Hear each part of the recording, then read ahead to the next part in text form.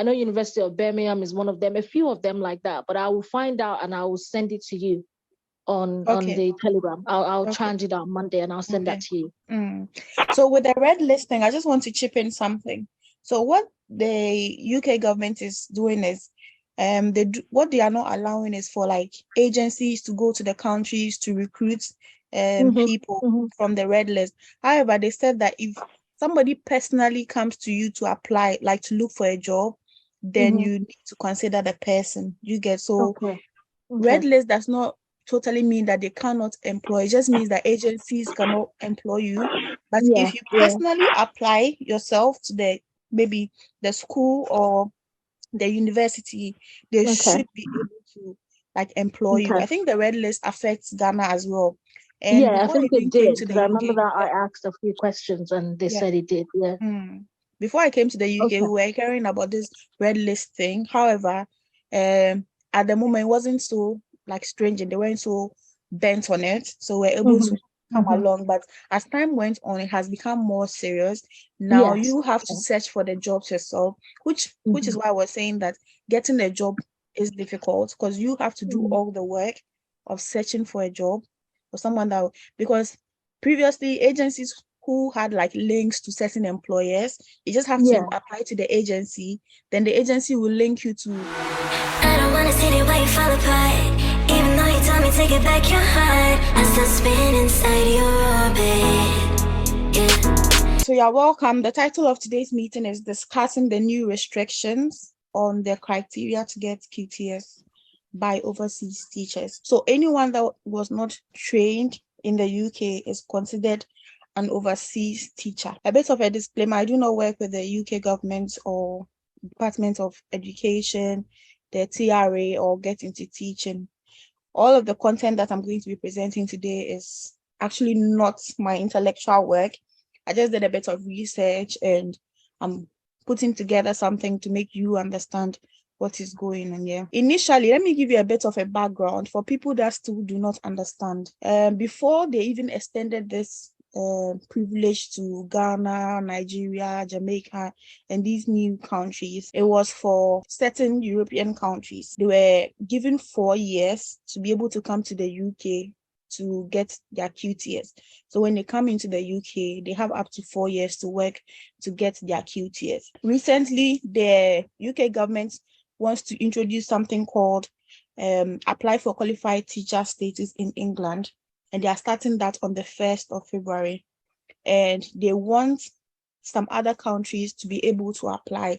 Hence, they included Ghana, Hong Kong, India, Jamaica, Nigeria, Singapore, South Africa, Ukraine, and Zimbabwe. All you had to do was have qualifications that TRA felt was needed to be able to award you a QTS. And what that qualification was like a level 6 qualification, amongst other things. But mainly if you had like a level 6 qualification or a degree and you applied to TRA and you meet the other criteria, they should be able to award you QTS. So these were the initial criteria.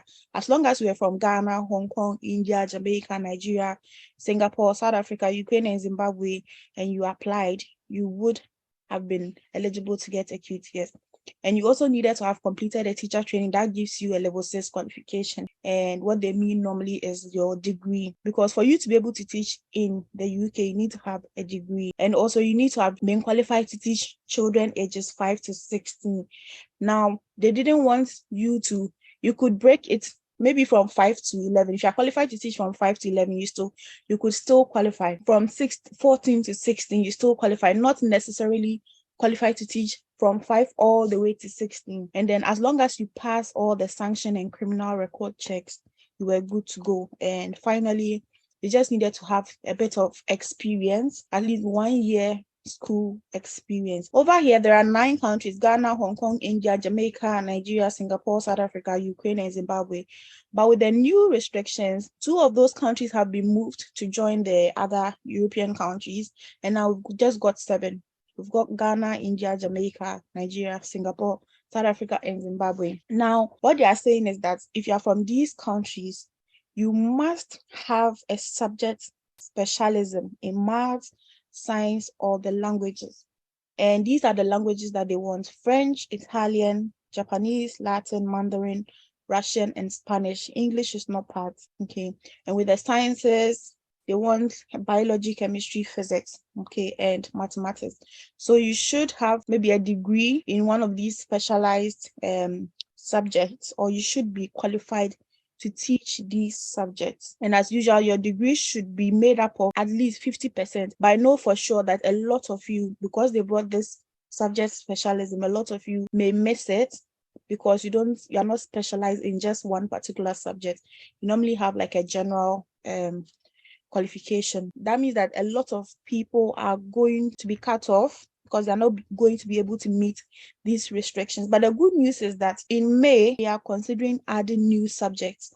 So like someone was saying, if somebody, or is it like Elijah, if you have like geography, maybe from May onwards, they may include geography, they may include history, they may include music, they may include physical education. We don't know what they would include, but they have said that they'll keep increasing it as time goes. And I believe that, like I said before, they just want to deal with a few people at a time so that they'll be able to monitor like who they allow into the country and all that. So that is what I believe. So from May 2023 going, they will increase the eligible subjects. Another thing we need to look out for is the eligible countries as well. They are starting with these 7 countries, but as time goes on, they are going to increase the number of countries that can apply as well. But the bad news, because this one, there's good news and bad news. The bad news is that at the end of the year, getting to the end of 2023, they will require you to have a mass qualification, which meets the same standard as a GSCE grade 4. And I don't know which one of our certificates meets this one. I don't know if our WASI certificate will meet this one. We won't know until we apply to UK ENIC to have it translated. So I can't really say much about this one, but they have said that getting to the end of the year, they would implement this one. They said that at the moment they know that this particular qualification, a lot of people may struggle to get it. So what I believe they are doing is giving us some time to be able to acquire such certificates. So getting to the end of the year to even become a bit harder, just that the subjects will increase and the eligible countries too will increase. So it's not too late. Let's wait till May 2023 and see what changes they are going to be making. So now that a lot of you are not going to be meeting that criteria because of the restrictions, what other options are there? So there's something called International QTS, and this one affords you the opportunity. You don't have to be in the UK to be able to get like an IQTS. You can stay in your country, you can be teaching your country to get this IQTS, but the bad side is that it's not free. It is just like how you do an additional cost to get your QTS. And this one, you must have a degree. Another thing is that you need to meet English qualifications. You may need to write IELTS in order to be able to use this one. The cost of this IQTS starts from somewhere around like £9,000 and upwards. So how it works is that they would, in your country, they will ask you to get a placement school. Okay, this placement school, if you are lucky, it may be a school that they have connection with. They'll ask you, if they have a connection to a school in your area or in your country, they'll ask you to do your placement there so that they'll get time to assess you and all that. But if they don't have connection to any school in your country, sometimes you may have to look for a placement school before you be accepted when you apply. And what they do is you go through training. They'll send representatives to come and watch you teach, okay, before they award you a QTS. Sorry, an IQTS, not a QTS. They award you an IQTS. Now with this IQTS, you can apply to TRA with it to get a proper QTS. So if you ask me, this one, if you don't have money, you can't go through this route. If you don't have a degree, you can't go through this route as well. So that is another disadvantage of this IQTS. The reason why I'm explaining this one is that in my previous video about options available to diploma teachers, I did not mention this IQTS because you must have a degree first before you can apply. However, as these restrictions have happened now, it means that some of you would have degrees but will still not qualify to get the QTS. So this option is available to you too as well. So I'm just leaving some helpful contacts here. On Monday, if any of you can, I can't personally tell you whether you qualify with your certificate or not. So I'm repeating these contact numbers so that you can email them or call them. I know for sure that Get Into Teaching like this, when you ring them, they would ask you a lot of questions about your qualification, and they can give you like a verbal comparison whether you meet their requirements or not. So do well to ring them, possibly on Monday, because you don't work during weekends and bank holidays. Bank holidays are like public holidays. So ring them on Monday and then just mention what your qualification is and whether you be able to apply. But another thing I wanted to say too is that with the QTS, it's not compulsory to have QTS before you can come to the UK. That's one thing that I want you all to know, that it is not compulsory to have QTS before you come to the UK. There are private schools that are willing to employ you without QTS, because you only need QTS when you're going to teach in a public school. If you're not going to teach in a public school, you don't have any business to do with QTS. You can decide if you want it or not. So if you get employment with a private school, you can work your way to getting a QTS. They will support you to get QTS. So you not qualifying to get QTS with TRA does not mean that you cannot come to the UK. It just means that now you cannot apply to state-owned schools, but you can apply to private or how do you even call them? Independent schools. Okay, because with those schools, you do not need QTS. So don't get disheartened that because TRA has said that if you don't meet certain subject restrictions, you cannot practice with them, you cannot get QTS. It does not mean that you cannot still come to the UK. You can. All you have to do is get a good CV, write a very good personal statement. When they start allowing these countries to start from 1st of February, your duty will be to look for a private school or an independent school that can give you a certificate of sponsorship. So look for private schools if you don't meet the criteria now, instead of like waiting to maybe May where they add other subjects. If you are a teacher and you have QTS, your starting salary is about £28,000 a year. If you are unqualified, like you don't have QTS, because if you don't have QTS, they deem you as unqualified, your starting salary is 19,340. So it's a bit lower than somebody that has got QTS. However, it's still sustainable, and it doesn't mean that you'll be on it for the long term. You can upgrade and get your QTS, but it's better to be in the country, as in UK, and know the system and work it through than to be in your country and trying to work it through. Okay. All right, guys, let's use the rest of the time for question time here, about 10 minutes. Does anyone have any question so far with everything that I've said? Any question at all? Hello, good evening. Yes, Frank. Yeah, please, hope all is well. Yes, sir. Oh, okay. Please, I'm a teacher in Ghana. I think I meet about 90% of the criteria they're talking about. But okay, I have a diploma certificate. I'm now pursuing my degree to get the bachelor certificate. So I wanted to find out if I'm eligible for this program. So if you want to get a QTS, you would need your degree. First of all, a degree is the requirement before other things. So how many years do you have before you finish? I'm currently in my second year. Okay, so 2 more years? Yes, please. Oh, okay. So you still got time to finish. My thing is, you can try with private schools as well. Okay, you can try with private schools as well. But if you get employment, will you stop school and teach? Like, will you stop school to come to the UK? Or Yes, would you want to finish? Oh, you stop? No, I will stop, yes. Okay. If you would stop, then try and apply to private schools, okay? Okay. When the application starts, try and apply to private schools. Okay, so how would that be done? Like the links to such schools that you're talking about, since they are private? I think my video before, my last video was, I talked about that. There's a site, I think it's called Independent Schools Council. They on have your a TikTok link. account. On your TikTok account. No, on my YouTube. YouTube. Did you join from TikTok? Yeah. Oh, okay. So I read your description on TikTok. Oh, okay. So if you go to YouTube and search for Mercy, just like how I've spelled it here, MERCIE, I made a video last, like I think 2 or 3 days ago, where I gave a link to a site. It's a site for independent schools or private schools. So just go through the list. I think there are schools in England, Scotland, Wales, and Northern Ireland, and they've even divided it into areas. So depending on which part you want to teach in, you can apply. So go through the site, and look for schools. They leave their email and telephone number to the school.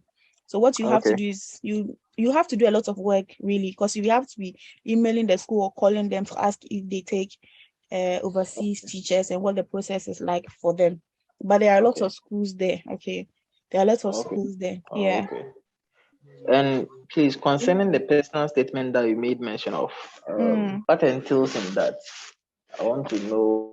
So that you need to. So a personal statement basically is like a statement where like you describe your qualities, who you are, your work experience, what skills you've got to like an employer.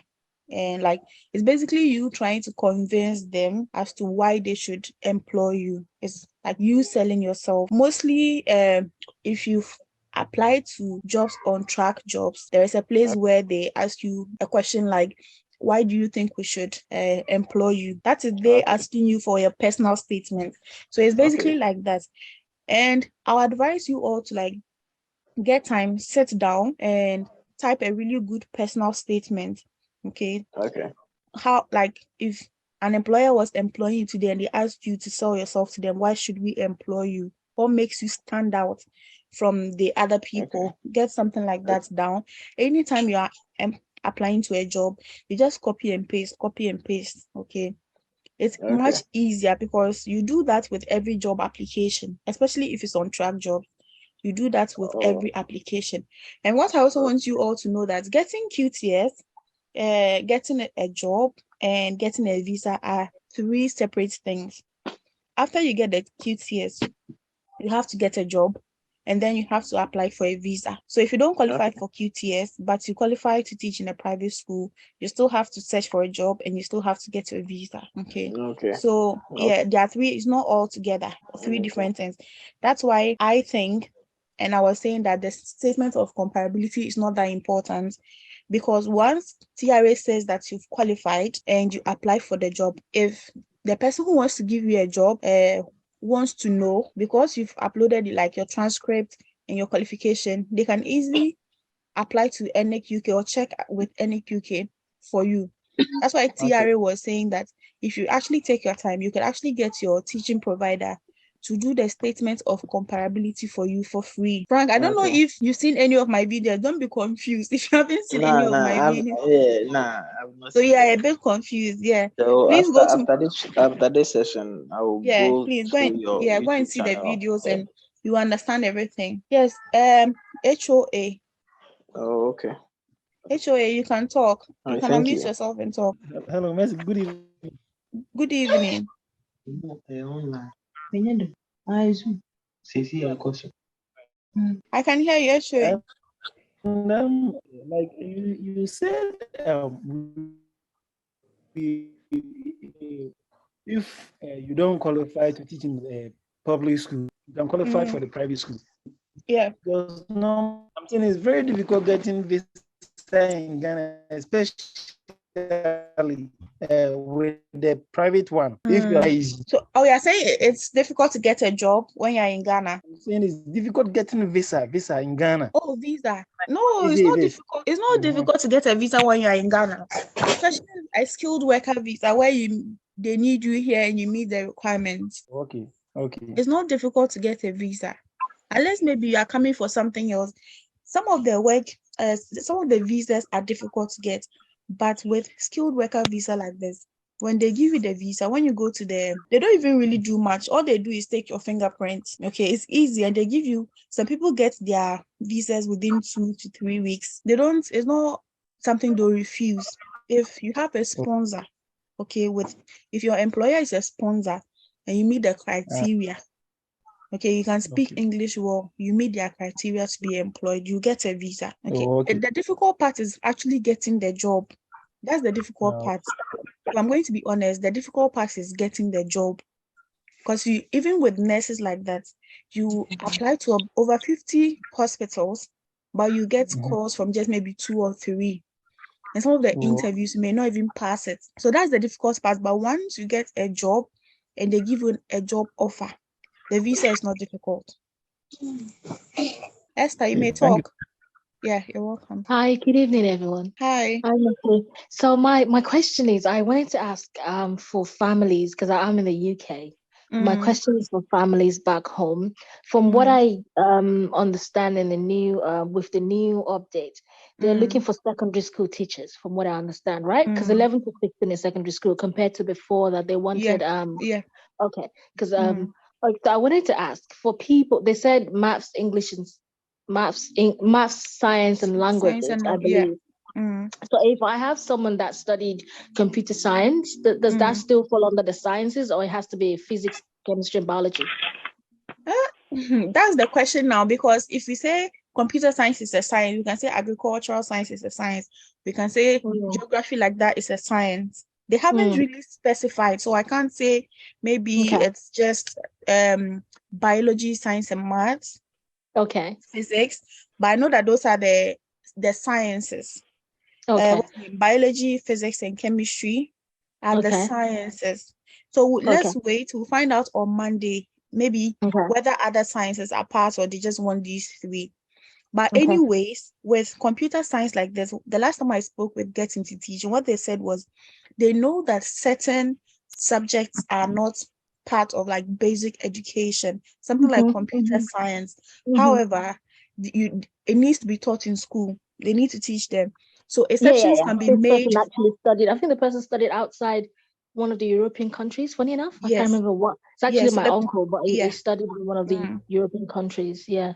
So the person like that can apply, because it's not ideally a subject that is trained. You have to be teacher trained to teach it. And they do know that even in government schools, they need computer science teachers to teach. So what they do is, what they said was, in that case, somebody with computer science qualification can still apply to be considered for QTS, even though they do not have teacher training. Yeah. So the person also can apply. I've got a couple of more questions. So another thing is, for primary school teachers now, would you say they should still try applying to private schools, or they should just hold off until May? That's the thing. I do not know whether private primary school teachers are eligible to teach 11 to 16 years. They're not. Because 11 to 16. Because my aunt is actually, I've got two teachers in my family, and 11 to 16 is actually secondary school. That's when they're getting into. They're preparing them for GCSEs. They're going into all this, because from 7 onwards is when you enter on the age of 7, 8, depending on if you're late born or early born. That's when you get into school. But then that's when they get into their year 7, 8, 9, 10, 11, and all that stuff. So I think from 11 years old, they're not allowed to, because that's 16. Secondary school. Yeah, that's secondary school. That's already working them towards the GCSEs and stuff like that. However, in saying that, I remember that when I heard about this teaching thing, before the government mentioned it, I knew that teachers were part of the shortage occupational list. And I know that was when, I'm talking from people from Nigeria, actually. That was when our president, I don't call them my president, their president decided to put this red list nonsense thing happening. And I remember that I contacted quite a few. I'm not sure if it was getting to teaching, but I'll find out the name of the company and I'll send it to you. I know that they said that they do bring teachers from Nigeria and Ghana and all that. However, because of the red list nonsense thing, they stopped doing it. But I'll find out which one of them. And I know that then I did a lot of research. And what I found out was some universities were actually, they were sponsoring, they were doing like student, they will sponsor your visa or whatever to come and study for QTS and PGCE.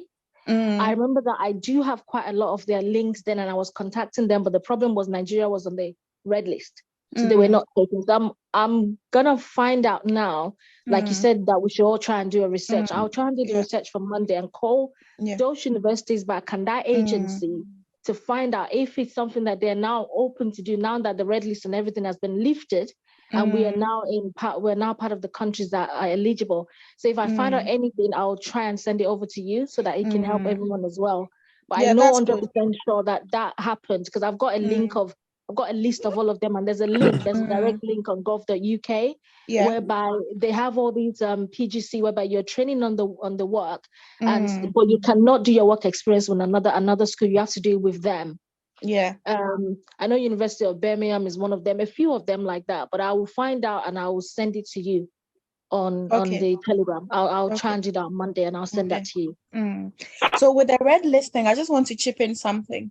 So what the UK government is doing is what they are not allowing is for like agencies to go to the countries to recruit people from the red list. However, they said that if somebody personally comes to you to apply, like to look for a job, then you need to consider the person. You get red list does not totally mean that they cannot employ. It just means that agencies cannot employ you. But if you personally apply yourself to maybe the school or the university, they should be able to like employ you. I think the red list affects Ghana as well. And I think it did. Because I remember that I asked a few questions and they said it did. Before I came to the UK, we were hearing about this red list thing. However, at the moment, it wasn't so like strange and they weren't so bent on it. So we're able to come along. But as time went on, it has become more serious. Now you have to search for the jobs yourself, which is why I was saying that getting a job is difficult because you have to do all the work of searching for a job or someone that, because previously agencies who had like links to certain employers, you just have to apply to the agency, then the agency will link you to because that was how my husband came into the country as well as a nurse. So now you have to do a lot of work yourself. Okay, thank you so much. Thank you. You're welcome. Okay, so Sylvester. Yes, good evening. Good evening. Yeah, my name is Sylvester. I had a bachelor degree in mathematics education from Cape Coast. Okay. Yeah, I'm currently a secondary school teacher teaching mathematics. Oh, that's good. That's good. Yeah. So, in one of your videos, you did mention of some police form or so, something about criminal record. Yeah. I want to find out, is it something compulsory? Yes, it's compulsory because they want to know whether you are not a criminal. Maybe you are trying to run away from a crime that you committed in Ghana. So they need a criminal record. I think it's about 300 cedis or something. So can you take it from maybe a district police headquarters or from the national? So what I know is that it must be done in police headquarters in Accra. However, if you're not able to go to police headquarters in Accra, you can go to your local police station and then do the application there. Just that you pay a higher amount of money for them to take it to Accra to go and do it and bring it to you. So, and I think it takes about 2 weeks. But if you're able to go to Accra, you get it, I think, the next day or 3 days, within 3 working days. No, okay. Yeah. All right, it's not expensive. I think it's about 300 cedis or something. Okay. All right. Yes, Haruna. My name is Yakubu Haruna from Ghana. You can hear me? Yes. From Ghana. Okay. I hold a Bachelor of Education in Mathematics. That is specifically mathematics and geography. Okay. By mathematics is my major and geography is my minor. Mathematics is your major, right? That's mathematics. Okay, that's good then. Yeah. My question is about the police report. So without having that police report, so you can't apply. No, most job applications. Listen, most job applications need you to upload the police report. Even for the nurses, everybody, you have to upload, apart from your documents, your certificate and all that, you have to upload a police report because they don't want to employ someone who has like maybe who is on the run or has like an active investigation going on. So they mostly ask you to, they mostly ask for the police report. It's important. But the thing is, with the police report, I think it takes about 3 or 6 months to expire. So don't do it now. Just wait till when they ask for it, and then you do it, because it doesn't take too long. If you go to police headquarters in Accra, you get it within 3 or 4 days. But if you do it where you are, it may take like a week or 2. And so don't do it immediately. Maybe by the time they ask for it, then it's almost expiring, and you cannot use it to do your visa or something. Okay. So just wait until they ask for it. Okay. It's important. By from 1st February, we can do the application without the police report. Yes, just do the application. The thing is, because we haven't done the application to the end, I don't know whether they'll ask for it immediately. You start the application, or at one point in the application. You get. So you start the application. When you get to a point that they say, you need to upload a police set, then you now start looking on how to get it. But don't get them put it down, just in case you start the application, then they don't immediately ask for it. Then maybe when you're now applying for visa, then they'll ask for it. Then you have like 2 months for it to be over, to be end. Yeah. Okay. Thank you. That's my question. All right. You're welcome. Haruna, your hand is still up. Do you want to say something? No. Okay. All right, guys. So if there are no further questions, I'd like to bring the presentation to an end. So if you found the link from TikTok, you're not part of my Telegram page, please make sure when I post this video on YouTube, I'll link Telegram pages there so that you can join, and kindly subscribe to my YouTube channel as well. Also share the video with friends who were unable to join. I don't wanna see the way you fall apart. Even though you told me take it back your heart, I still spin inside your orbit.